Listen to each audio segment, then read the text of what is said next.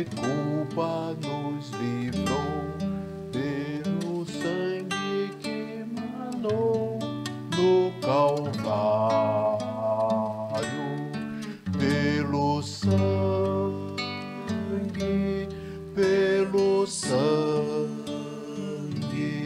somos redimidos, sim, pelo sangue carmesim, pelo sangue,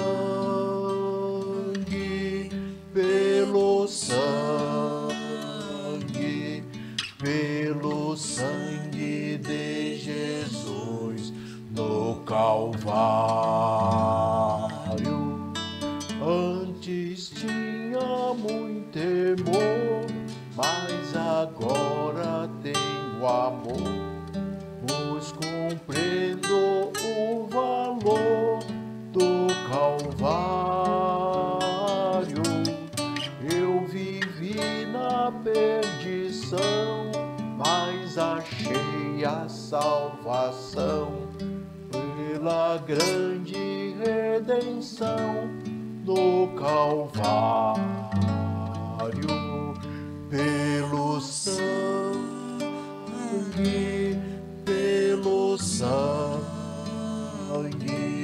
somos redimidos, sim, pelo sangue carmesim, pelo sangue, pelo sangue, pelo sangue de Jesus no Calvário.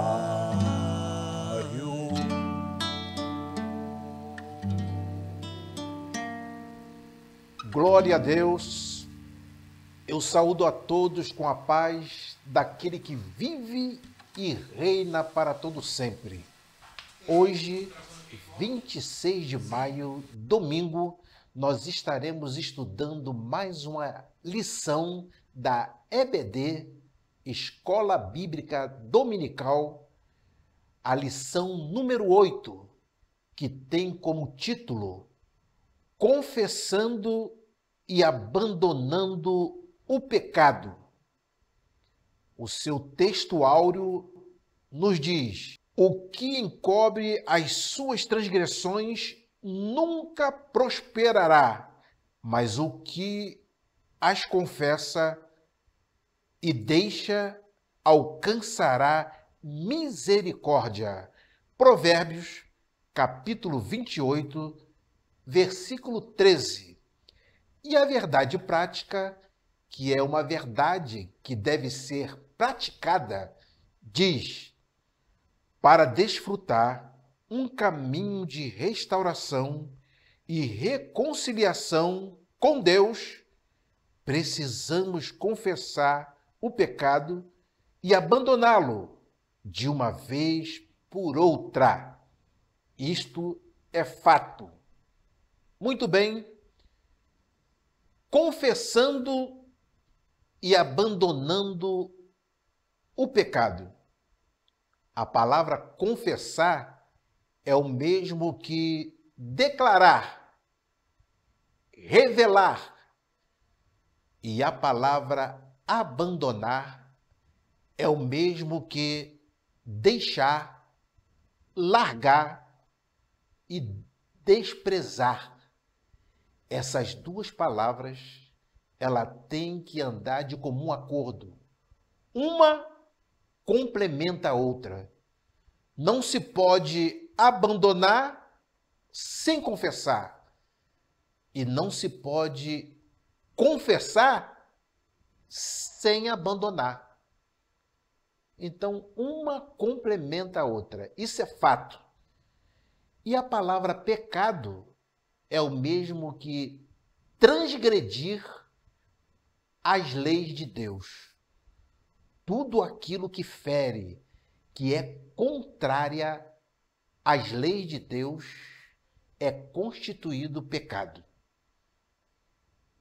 E nós sabemos perfeitamente que o mundo que nós vivemos é constituído por leis. Existe a lei civil, existe a lei militar, existe a lei política, existe a lei de trânsito. Se alguém atravessar um sinal vermelho com o seu veículo, ele sabe que corre um grande risco de ser penalizado, punido, porque transgrediu a lei do trânsito. Então existe as leis divinas, as leis de Deus, que ela não deve ser, em hipótese alguma, contrariada. Quando ela é constituído pecado, e todo pecado tem a sua consequência. Porque todo cristão, na sua vida diária, ele passa por perto ou se esbarra com algum tipo de ação pecaminosa, tendo em vista que o mundo jaz no maligno. Mas também a Bíblia nos diz que o sangue de Jesus Cristo nos purifica de todo o pecado. A nossa jornada, ela deve ser de aquebrantamento, humilhação, submissão a Deus. Dentro de nós existe a natureza humana e a natureza espiritual. Vence quem estiver mais forte, mais alimentado. Isso é uma realidade. Quando nós alimentamos a nossa natureza espiritual, vamos ser sempre prósperos espiritualmente, fortificados em Cristo Jesus. Mas quando se alimenta a natureza humana, vamos ter dificuldades, principalmente para servir a Deus. Quando aceitamos a Jesus, a aliança de comunhão é formada, mas muitas vezes a nossa natureza carnal nos faz rachar e quebrar essa aliança. É uma briga constante que nós temos dentro de nós. Toda ação pecaminosa, ela tem as suas consequências. Nós vemos isso no decorrer de Gênesis até Apocalipse. Querem ver um exemplo?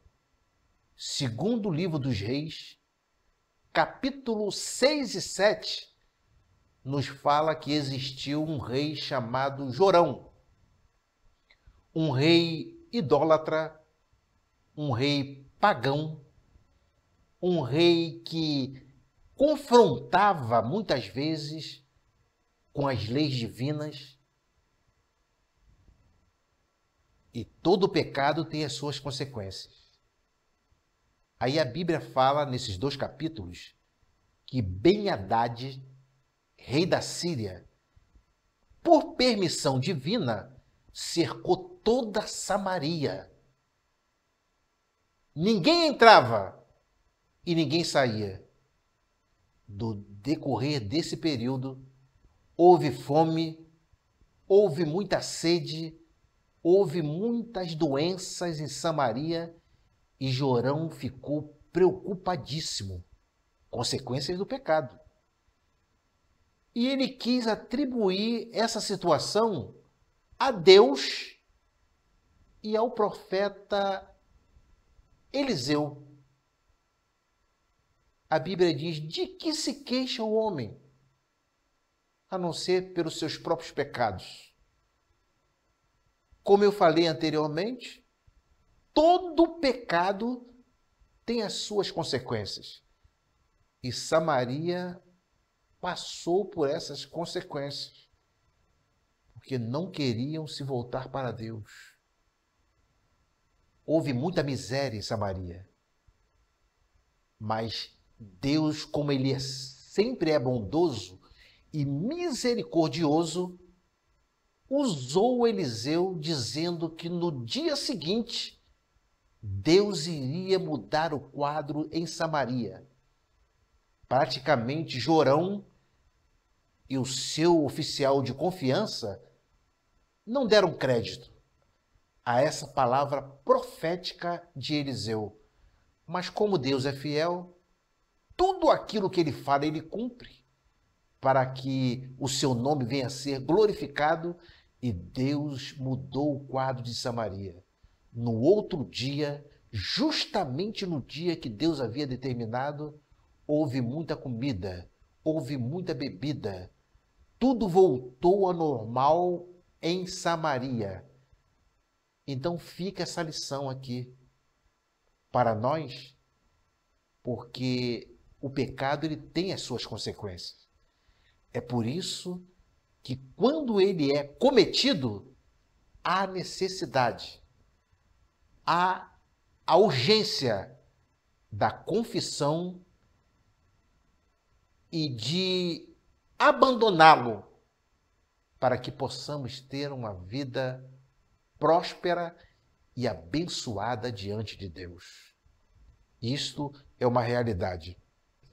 O grande erro de muitos é que coloca um anel no dedo, recebe um diploma e aí acham que não devem se humilhar, acham que não devem pedir perdão pelos seus erros. Essas pessoas que assim pensam estão completamente errados.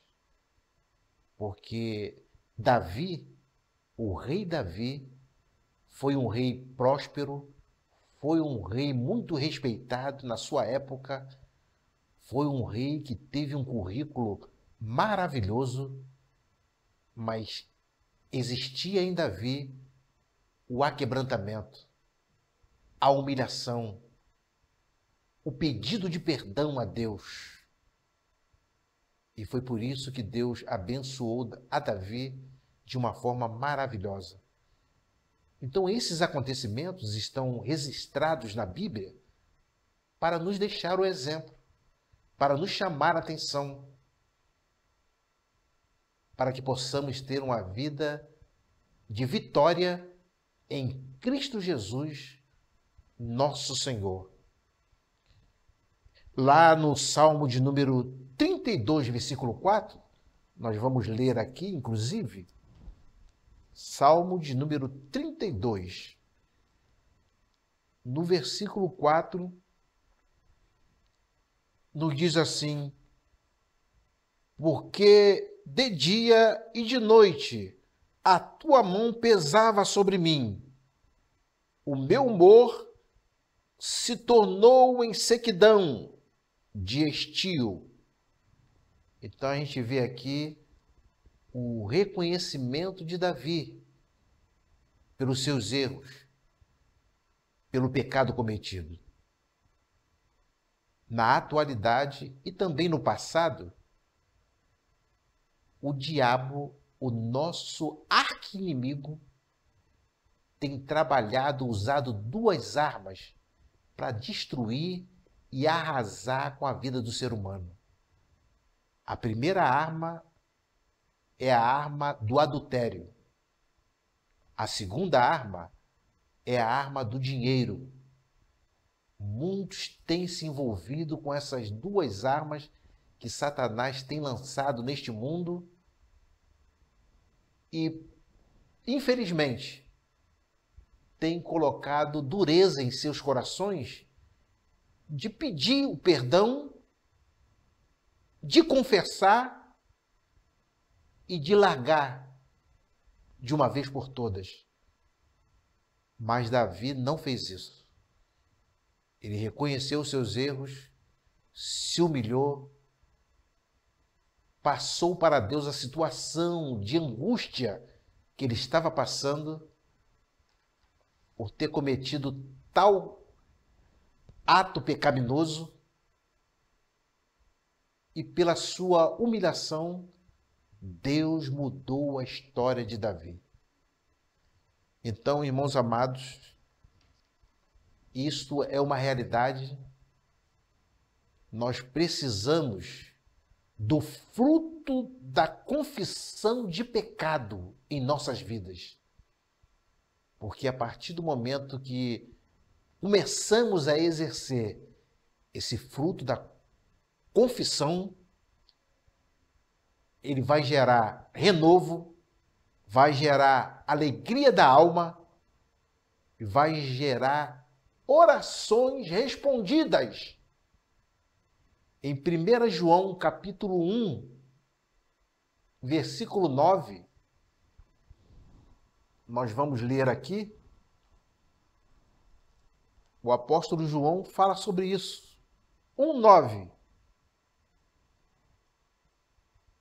Se confessarmos os nossos pecados, Ele é fiel e justo para nos perdoar os pecados e nos purificar de toda injustiça. Deus é aquele que está sempre pronto e de braços abertos para perdoar pecados. Lá no passado, existia uma certa tensão, uma certa dificuldade para isso. Levítico, capítulo 16, nos fala que o sumo sacerdote, que era Arão, ele tinha que entrar no tabernáculo uma vez por ano, que era o Dia Nacional da Expiação, para oferecer sacrifício pelo pecado de todo o povo. E existia um sistema, existia momentos de seriedade para aquele sumo sacerdote entrar no tabernáculo, lá no lugar santíssimo, para oferecer sacrifício pelo povo. Ele passava por várias etapas. Se ele entrasse no tabernáculo de qualquer maneira, ele colocaria em risco a sua própria vida e o povo não teria os seus pecados perdoados. Se passou o tempo, veio Jesus, o nosso sumo sacerdote, que ofereceu o sacrifício uma vez só, na cruz do Calvário, para a remissão dos nossos pecados. O mais difícil, Jesus fez, que foi derramar o seu sangue, sofrer e padecer pelos nossos pecados. Agora, só nos cabe fazer a nossa parte, ser fiel até a morte, para que possamos conquistar a coroa da vida.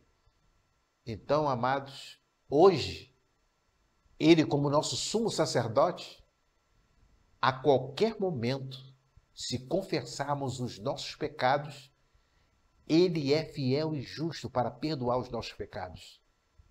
Ele perdoa pecados dentro de uma sala, dentro de um carro.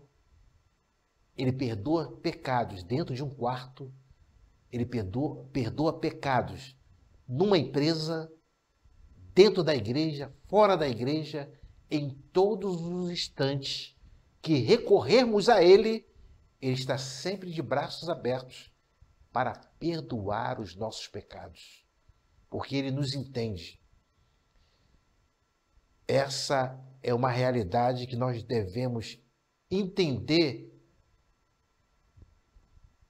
a todo momento. O primeiro tópico da lição, ele fala sobre a confissão de pecado. Está aqui no primeiro tópico da lição. Existe uma necessidade, enquanto estivermos neste mundo, quando nós chegarmos às mansões celestiais, não vai ser preciso nada disso. Porque nós vamos estar isentos de todo tipo de pecado. Mas enquanto estivermos vivendo nesta vida, enquanto estivermos aqui lutando, participando desta guerra, desta batalha espiritual, nós vamos ter sempre as oportunidades de confessar os nossos pecados e largar e abandonar. Então, a confissão de pecados, ela é essencial para a vida daqueles que não conhecem a Deus e também para a vida daqueles que hoje são servos de Deus, para o renovo e para o seu crescimento espiritual. No tópico 2 da nossa lição, ele fala o perigo do pecado não confessado. O perigo do pecado não confessado. O pecado não confessado, ele traz enfraquecimento da alma, doenças espirituais e, por que não dizer, até a morte espiritual. Há necessidade, a Bíblia apronta para isso,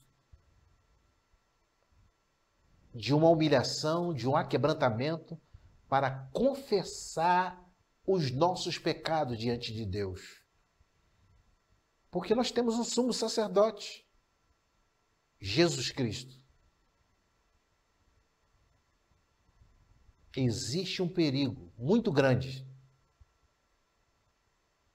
de se perder a salvação e, como eu falei, da morte espiritual quando a pessoa não confessa o seu pecado cometido.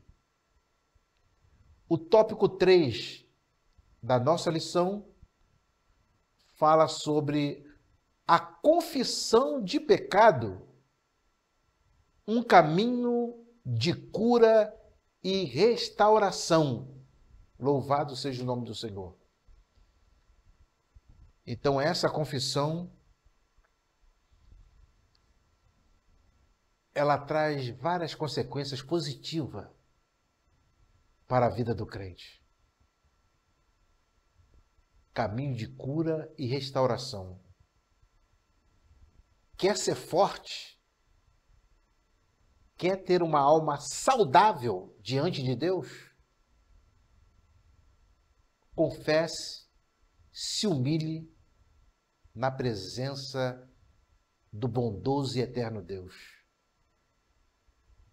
Então, esses acontecimentos são coisas que enriquecem a nossa vida espiritual. São lições de advertência para mim, para você, para a igreja do Senhor e também para aqueles que não são evangélicos. Há necessidade de arrependimento, há necessidade de confissão de pecados para haver uma restauração. Todos na Bíblia que fizeram dessa forma foram bem-aventurados. Existe até um ponto aqui da consequência do pecado de Adão e Eva. A lição fala sobre isso. E também as consequências, que a lição também fala sobre isso, que Davi, o rei Davi, teve por intermédio do seu pecado consciente. Foi um pecado consciente. Sofreu grandes consequências na sua própria vida, na vida dos seus familiares. Davi sofreu e também em meio ao seu reinado. Houve mudança? Houve, porque houve arrependimento. É um fato essencial que a Bíblia traz para nós. E na lição aqui, nós vamos ver, o Senhor restaurou a Davi a alegria da salvação. Mas observa-se o seguinte, respeito de sua vida, as Escrituras ensinam claramente que ceifaremos aquilo que semeamos. Se semearmos no Espírito, do Espírito ceifaremos a vida eterna. E se semearmos na carne, da carne ceifaremos a corrupção. Davi, em virtude do seu pecado, sofreu consequências até o fim, na própria vida, na sua família e no seu reino. As terríveis consequências do pecado de Davi, mesmo depois da sua sincera confissão e arrependimento, devem suscitar em todos os filhos de Deus um santo temor de pecar. Isto é fato. E na conclusão aqui da nossa lição, a revista nos fala: em nossa caminhada cristã, estamos sujeitos ao pecado, encobri-lo e viver uma vida espiritual de aparência não é uma opção bíblica para o caminho de cura e de restauração. Logo, uma jornada de perdão só é possível com a confissão do pecado praticado e a resolução de abandoná-lo de uma vez por todas. Quem procede assim desfrutará das infindáveis misericórdias divinas.